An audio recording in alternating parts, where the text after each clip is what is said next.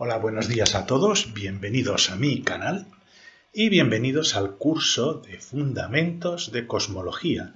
Y la verdad que hemos avanzado bastante en los modelos matemáticos que describen cómo el universo evoluciona, y hoy vamos a hablar de un tema pues bastante interesante y que es todavía un misterio, no solo en cosmología, sino en la física de partículas en general.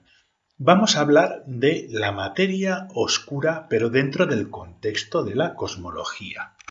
Si os interesan estos temas, os invito a suscribiros a mi canal pinchando en el pequeño ratoncito que veréis aquí a la derecha.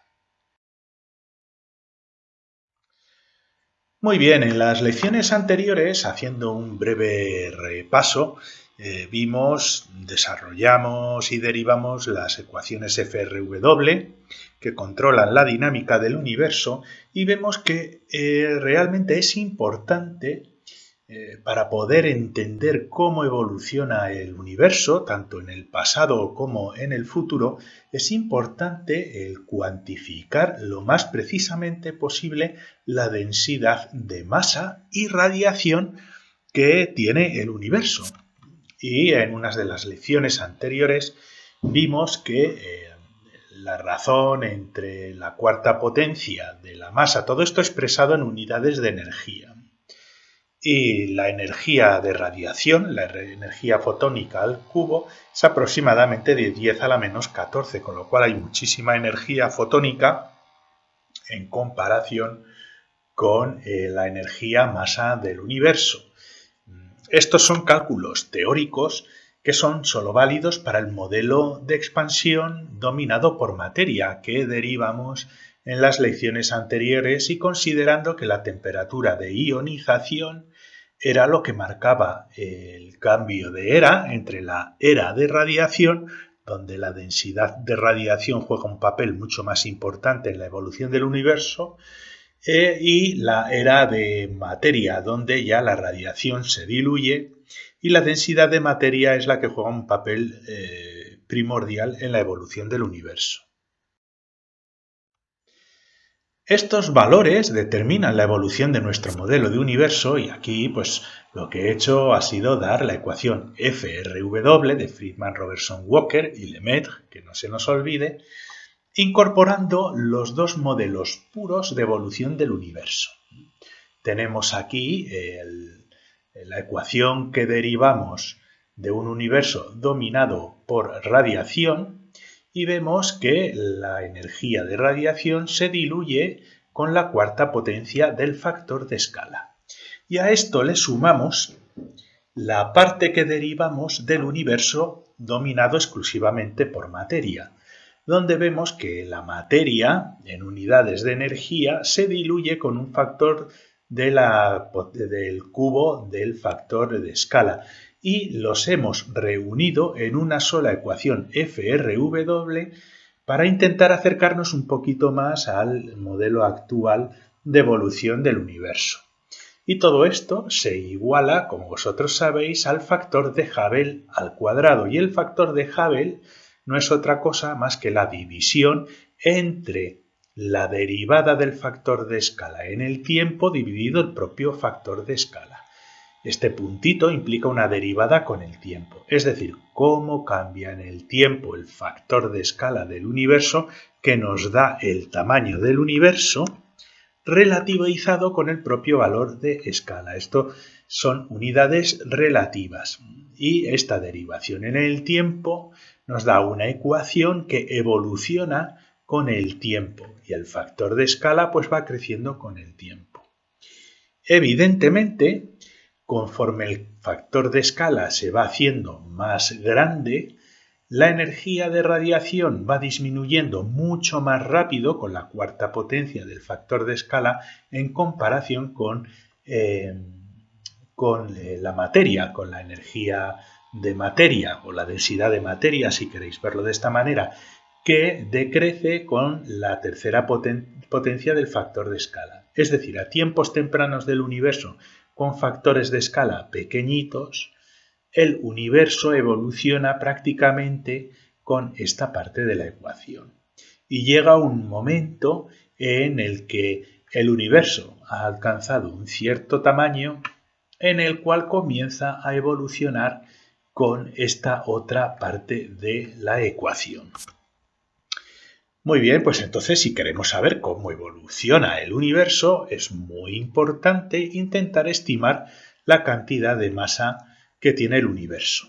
Ya vimos que era posible estimar la cantidad de radiación fotónica que tiene el universo midiendo ese fondo de microondas, el fondo de radiación que es uniforme en el universo y que se generó cuando se dio la recombinación de los núcleos de hidrógeno y de helio con los electrones. Si queréis saber algo más sobre este tema, os encomiendo a que vayáis a las lecciones anteriores y las visualicéis de nuevo. Os voy a dejar también al final de la presentación, os voy a dejar un enlace al curso de cosmología en general y alguna lección importante que sea necesaria para entender esta. Y hacia el final de la lección entenderemos un poquito más cuál es el concepto de la materia oscura y qué papel juega en esto. Pues bueno, vamos a estimar la cantidad de masa del universo.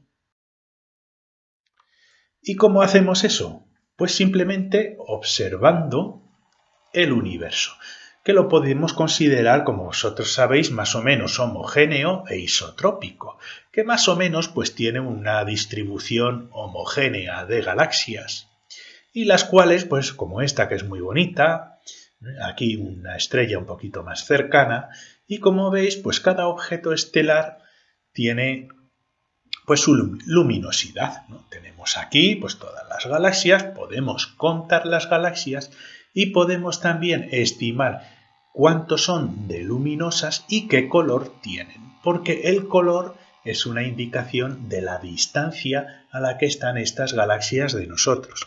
Y podemos estimar pues que en el universo tenemos aproximadamente, nadie lo sabe a ciencia cierta, ¿vale?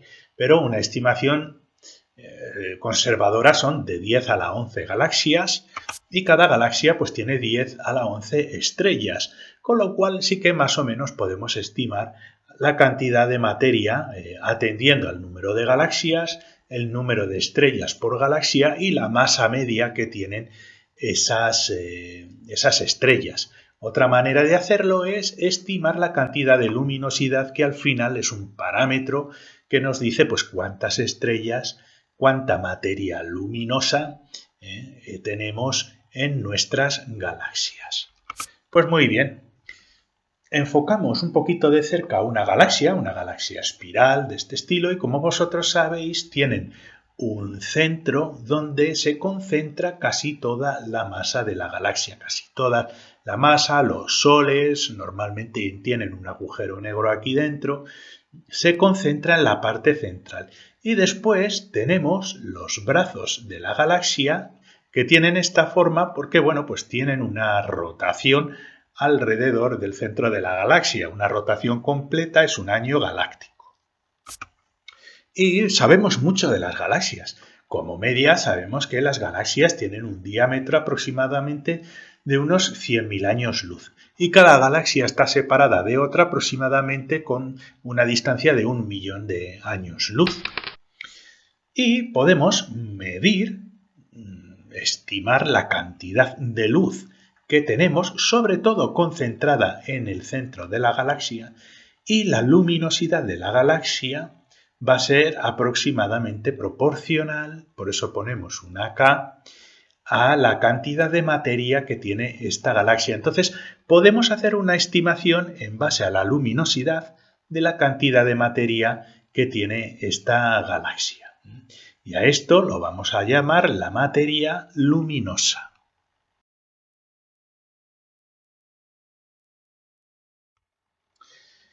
Pero claro, como ya os he dicho antes, pues las galaxias rotan. Esta es una animación de la galaxia de Andrómeda rotando, y aquí, bueno, la realidad es que casi toda la luminosidad se concentra en el centro.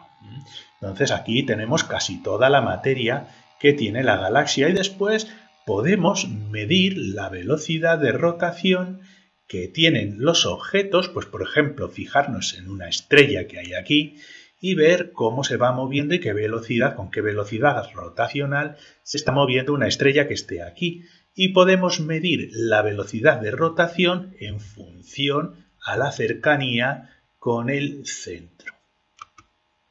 Aquí tenemos el centro de nuestra galaxia.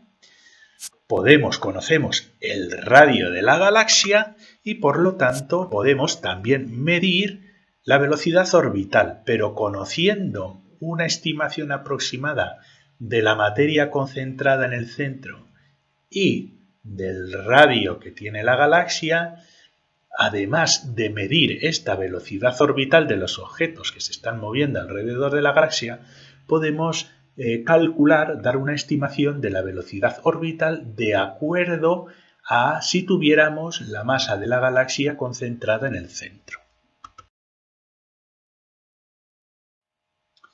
Así que lo que podemos hacer es modelar la velocidad orbital de una estrella. Aquí tenemos una galaxia vista de perfil donde se ve un poquito más claramente donde está concentrada casi toda la materia de la galaxia.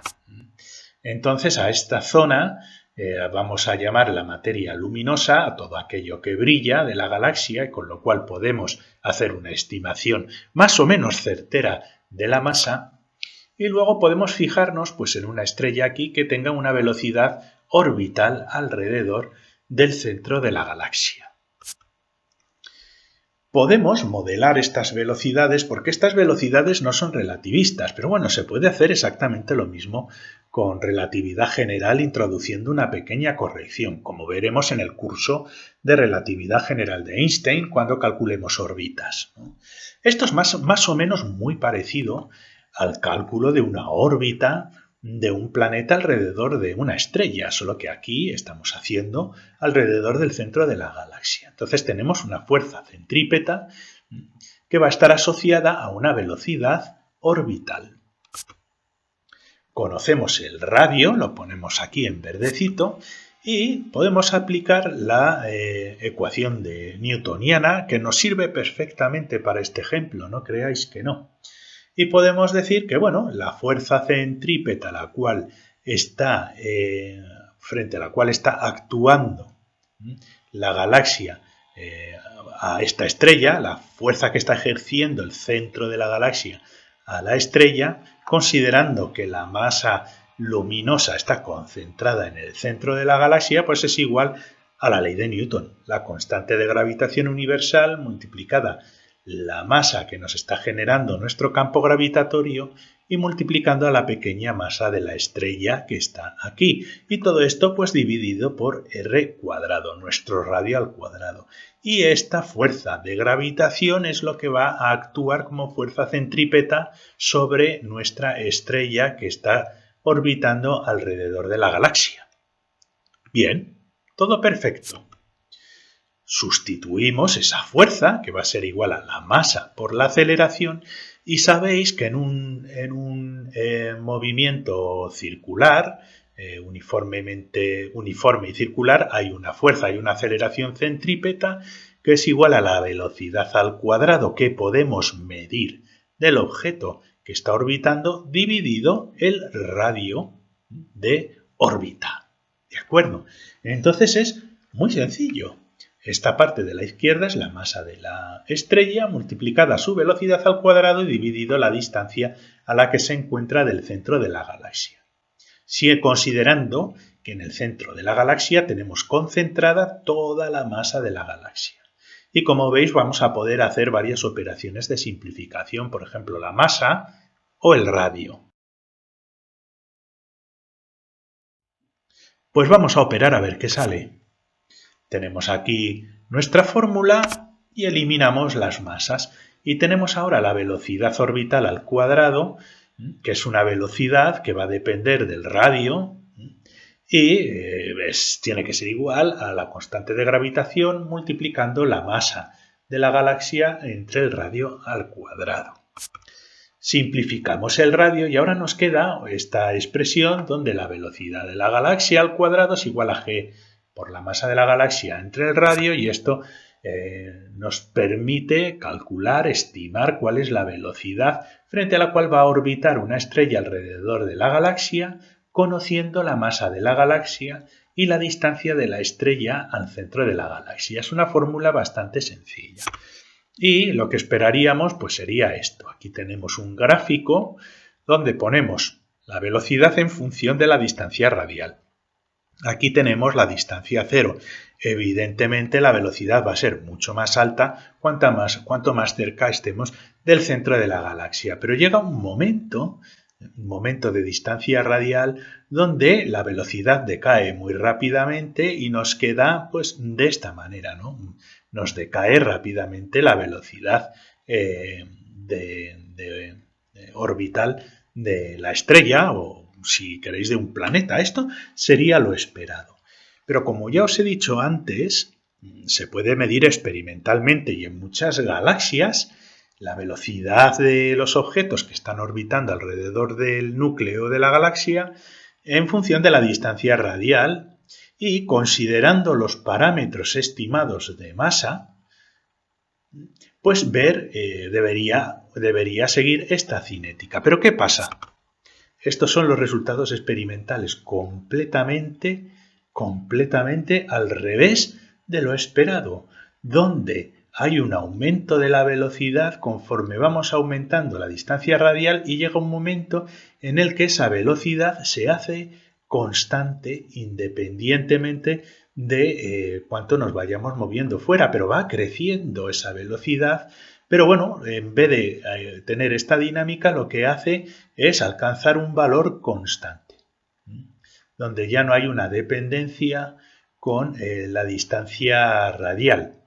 Es justo la velocidad medida, es casi independiente. Esto de aquí lo podemos obviar, realmente las medidas comenzarían por aquí. Podemos considerar que la velocidad de los objetos que están orbitando alrededor de una galaxia tiene una velocidad orbital aproximadamente constante, cuando lo que esperaríamos sería una dinámica de este estilo.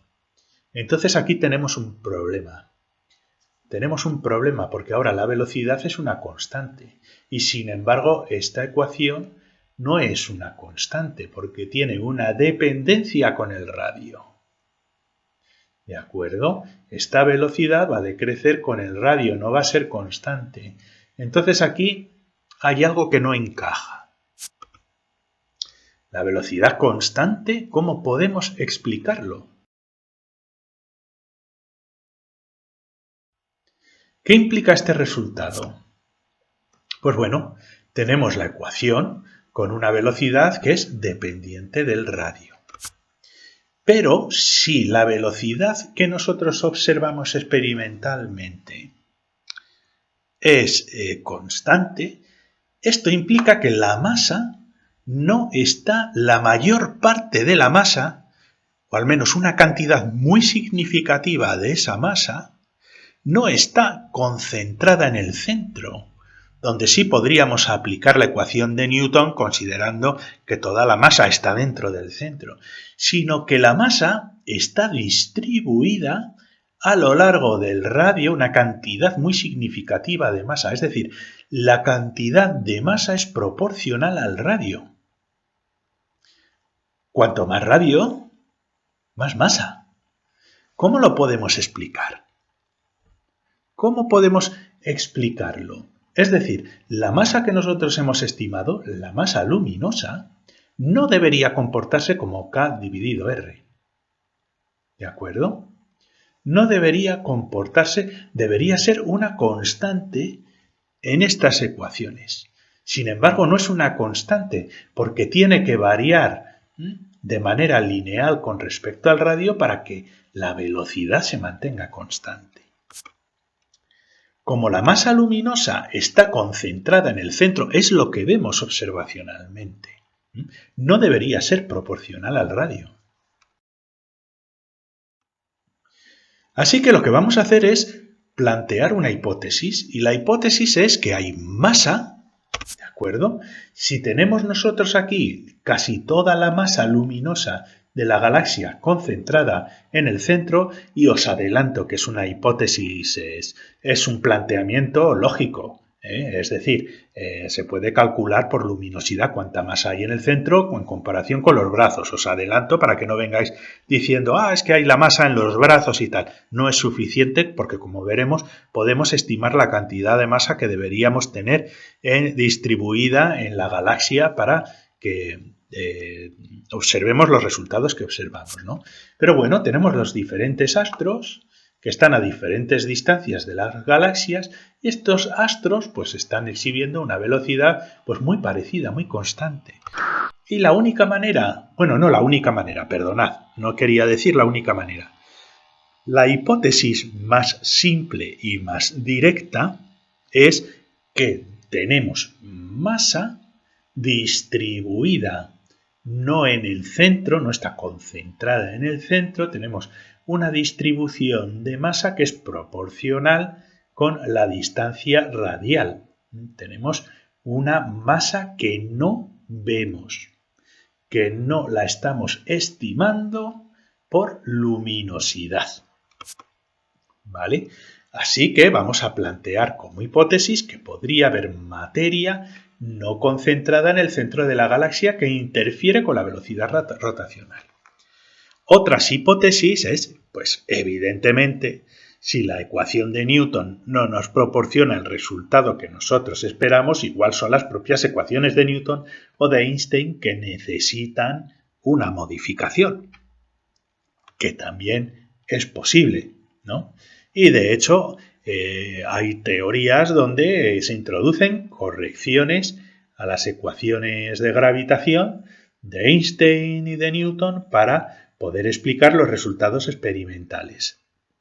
De acuerdo, eso ya lo hablaremos un poquito más adelante, pero por el momento lo más simple es que no vemos esa materia, tampoco es una hipótesis nueva. Dado que es una hipótesis que muchos físicos han ido sacando a lo largo del tiempo, y me refiero en el siglo XIX, ¿no? Que puede haber más materia de la que realmente observamos lumínicamente. Pues bien, como esta materia no corresponde a la materia lumínica, pues entonces pues la vamos a llamar materia oscura.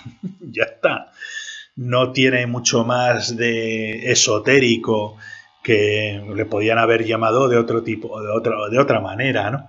Pero en principio con estos datos no hay nada que nos impida decir que hay materia que no estamos observando y que por alguna razón, y comenzaremos a ver eso en otras lecciones, las características de esta materia, que por alguna razón esta materia no está condensada en astros que podamos ver o en objetos que podamos ver o incluso que se haya concentrado en el centro de la galaxia. No está concentrada en el centro de la galaxia, ¿no? Así que lo que vamos a hacer es bautizar a esta materia como materia oscura y veremos en las próximas lecciones, vamos a trabajar un poquito más con estas características, vamos a hacer algunas cuentas, algunos datos, vamos a intentar cuantificarla en comparación con la materia luminosa y bueno, vamos a ir viendo qué características tiene esta materia.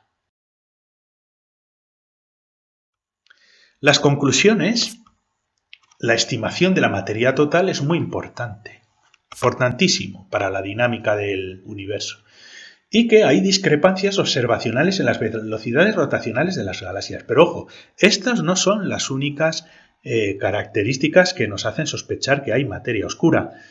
Hay también, como ya comentaremos en otra lección, argumentos a favor y quizás argumentos en contra, pues de las lentes gravitacionales, bueno, ya hablaremos de esos temas, ¿no? Pero la evidencia que nos va a permitir cuantificarla viene por estas discrepancias observacionales en las velocidades rotacionales de las galaxias.